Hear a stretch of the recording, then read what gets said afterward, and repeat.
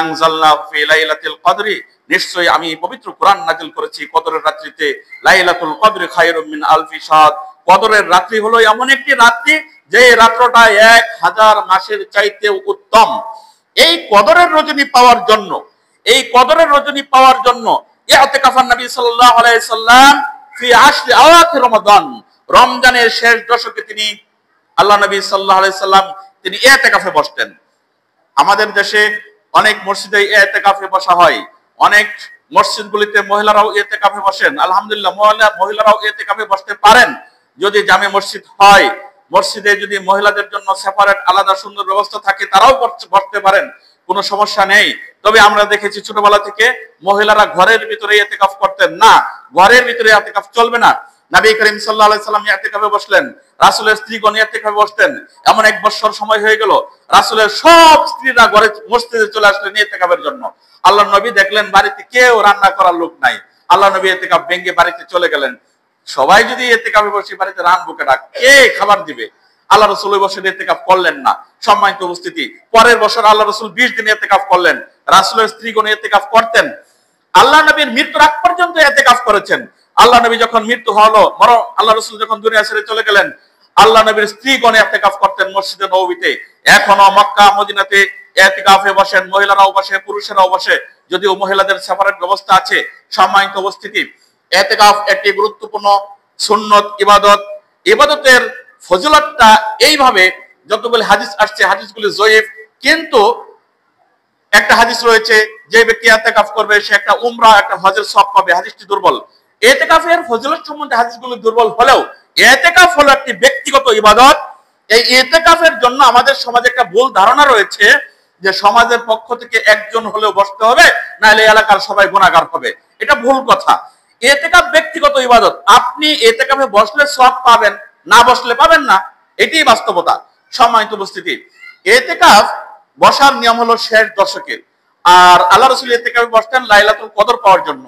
লাইলাতুল কদর মানে শাহর রমাদানুল্লাযী উনজিলা ফীহিল কুরআন, ইহা তো এমন একটি মাস যেই মাসে কুরআন নাযিল করা হয়েছে। আবার বলা হয়েছে লাইলাতুল কদরি, ইন্না আনজালনাহু ফি লাইলাতুল কদরি, নিশ্চয়ই কুরআন নাযিল করা হয়েছে কদরের রাত্রিতে। আমরা জানি দীর্ঘ 23 বছরে কুরআন নাযিল হয়েছে, আর এই কোরআনের আয়াত বলতেছে কদরের রাত্রিতে, কোরআনের আয়াত বলতেছে রমজান মাসে। তাহলে আমরা কি বলবো? সম্মানিত উপস্থিতি, আমরা জানি যে কোরআন 30 পারা কোরআন প্রথমে আল্লাহ পাক রব্বুল আলামিন এটা লৌহে মাহফুজে নাযিল করেছেন। লৌহে মাহফুজ থেকে জিবরিল আলাইহিস সালাম আমাদের নবীর কাছে সময়ে সময়ে নিয়ে আসতে আসতে সময় লেগেছে 23 বছর। এই 23 বছরে দুনিয়ার জমিনে আসছে। এর আগে কোরআন ছিল লৌহে মাহফুজে, আল্লাহর নির্দেশে সময়ে সময়ে কোরআন জিবরাইল আলাইহিস সালাম আমাদের নবীর কাছে নিয়ে আসতেন। আমরা এইটাই হলো তার ব্যাখ্যা। সম্মানিত উপস্থিতি, এই কোরআন নাজিলের মাস, এই বরকতের মাস, রহমতের মাস, এই কদরের মাস। আর এই কদরের রাত্রিটা হলো আমাদের দেশে 27 রাত্রিকে গুরুত্ব দেয়। বেশি করে মাযহাবী ভাইরা শুধু একটা দিন পালন করেন, সেটা হলো 27 রাত্রি। 27 রাত্রি হাদিসটা আবু দাউদে বর্ণিত হয়েছে। হাদিসটা নিয়ে অনেক সমস্যা রয়েছে। সহিহ হাদিস বুখারী মুসলিমের হাদিস হলো আপনার শেষ দশকের বেজর রাত্রি 21, 23, 25, 27, 29। অনেকেই বলেন যে সৌদি আরবের জোর বেজোর আমাদের দেশের জোরের সাথে তো মিলে না। সেটা আপনার আমার দেখার বিষয় নয়। বাংলার জমিনে নয়, সারা পৃথিবীতেই 24 ঘন্টা আযান হয়, 24 ঘন্টায় মাগরিব, 24 ঘন্টায় আপনার মাগরিবের নামাজ, এশারের নামাজ, 24 ঘন্টা মানুষ পড়তেই আছে একটার পর একটা। সম্মানিত উপস্থিতি, এই জন্য 24 ঘন্টায় ইবাদত হচ্ছে। আপনার সেটা বিষয় দরকার নয়, জানার দরকার নয়। আল্লাহর রহমত একদিক দিয়ে নাজিল হয়ে সারা পৃথিবী সবার উপরে পৌঁছাতে আল্লাহর জন্য সক্ষম। মানুষ যদি এইখানকার সংবাদ মিনিটের ভিতরে এই পৃথিবীর এই প্রান্ত থেকে আরেক প্রান্ত পৌঁছাতে পারে, আমার আপনার বক্তব্য পৃথিবীর সারা পৃথিবী ছড়াই দিতে পারে, আল্লাহ পাক রব্বুল আলামিন তো আমাদের সাথে আরো শক্তিশালী, কঠিন, আমাদের চাইতে মানুষের চাইতে সবচাইতে বেশি ক্ষমতাধর তিনি আল্লাহ পাক রব্বুল আলামিন। তার তুলনা আমাদের সাথে চলে না। সম্মানিত উপস্থিতি, তিনি কিভাবে রহমত আপনার আমার বাড়িতে মসজিদে পৌঁছাবেন সেটা তার দায়িত্ব।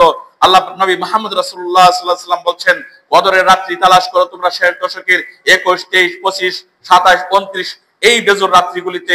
সম্মানিত, এই রাত্রিগুলি তালাশ করার জন্য হয় এই রাত্রি মসজিদে থাকতে হবে, না হয় আপনার ইতিকাফে বসতে হবে। ইতিকাফে তো আর সবাই বসতে পারে না। কমসে কম বেজর রাত্রিগুলি আমরা মসজিদের দরজা খোলা রাখবো। আমরা দেখেছি অনেকের মসজিদের দরজা তালা লাগানো থাকে না, বেজোর রাত্রিতে মসজিদ খোলা থাকবে। আমরা ঢাকাতে ছাত্র জামানা পালন করেছি, সারা রাত আনন্দ করেছি এই মসজিদে ওই মসজিদে। প্রত্যেক মসজিদে আলেম ওলামারা আসে বয়ান করে, এখানে 2 রাকাত করেছি, ওইখানে 2 রাকাত, এখানে বয়ান শুনেছি, ওইখানে বয়ান শুনেছি। মসজিদগুলো এইভাবেই আনন্দের সাথে এই রাত্রগুলো আল্লাহর কাছে কান্না, আল্লাহর সাথে সম্পর্ক রাখার জন্য কদরের রাত্রিগুলি এইভাবে তালাশ করা হয়। একটা রাত্র যদি পেয়ে যান 83 বছর খায়রুম মিন আলফি শাহর, 1000 মাসের চাইতে উত্তম। 83 বছর 4 মাস সমতুল্য সওয়াব এক রাত্রিতেই আপনার আমলনামায় আল্লাহ পাক রব্বুল আলামিন দান করবেন, যদি কদরের রাত্রি আমার আপনার ভাগ্যে জুটে যায়। সম্মানিত উপস্থিতি, মানুষ তো বাঁচে কয় বছর? অতীতের উম্মত 2000 বছর, 200 বছর, 500 বছর, 1000 বছর, 1200 বছর তারা বাঁচতেন। আরে খুদ ফেরাউন যে 400 বছর খালি রাজত্বই করেছে, তার বয়স কত ছিল? নূহ আলাইহিস সালাম 950 বছর খালি দাওয়াতও দিয়েছে, তার বয়স কত ছিল? আর আমাদের এই উম্মতে মুহাম্মাদের বয়স, গড় বয়স হলো 60-65। অল্প দিন। আমাদের যদি কদরের রাত্রি একটা পেয়ে যায়, তাহলে ওই 2000 বছর কয়েকটা পাইলে যারা অতীতের 950 বছর বাঁচত তাদের চেয়েও সব আমাদের আমলনামায় বেশি হবে ইনশাআল্লাহ। কিন্তু চেষ্টা চালাতে হবে। দুনিয়ার কয়েকদিনের জন্য বাঁচার জন্য এত পরিশ্রম, এত কষ্ট।